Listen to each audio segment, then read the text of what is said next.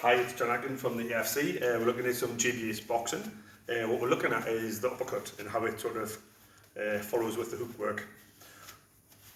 Shape-wise, when you look at your hook form, your uppercut is literally the same.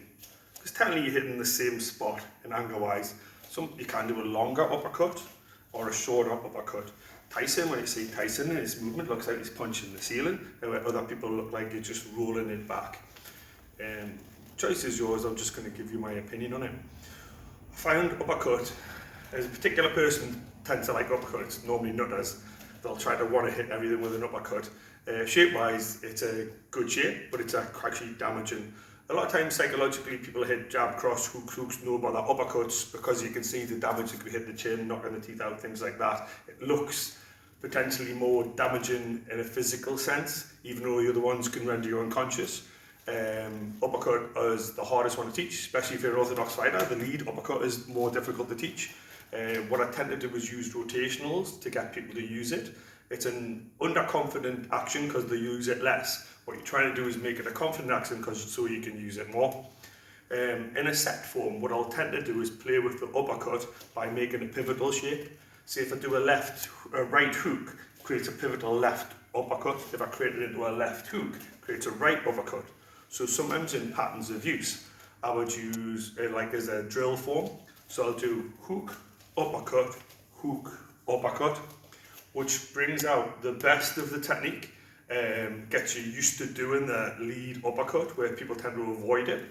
So it'll be hook, uppercut, doubled over, hook, uppercut.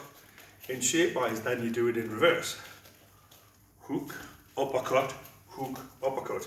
As an orthodox fighter, people tend to find that more easily to do. What you do is you give them a pattern of both, so they get used to both rather than just favouring one side movement. So it'll be hook, uppercut. Then it'll be hook, uppercut. So it goes back what I've done in a previous video about drawing that left hook back. When I've thrown the rear hook, the posture line goes to there. The lead uppercut goes there, then followed over into a hook, then followed into an uppercut from the rear. So weight-wise, it creates a pattern of twist and movement without overdrawing it. You're not trying to bring it back on your movement. So if we're going 1, 2, 3, 4, and then 1, 2, 3, 4, it keeps it tighter, and this movement's not wild when you do it. You're not 1, 2, 3, 4, 1, 2, 3, 4. What we want to do is 1, 2, 3, 4, then 1, 2, 3, 4, which creates the movement. So if I was doing the movement, it would be lead hook, rear uppercut, rear hook, and then lead uppercut. In reverse, it would be rear hook, lead uppercut, lead hook, rear uppercut. So if I was just playing with the uppercut, angle-wise, I want to drop down, pivotal in, I want to point up as if I was punching to the ceiling, and make the bag jump.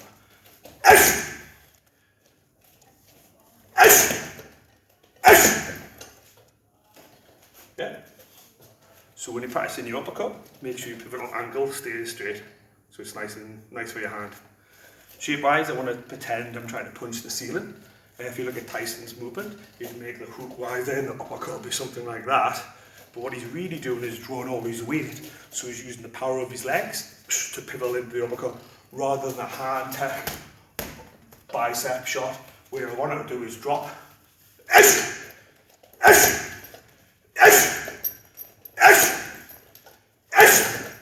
Create the uppercut movement. Right, have it.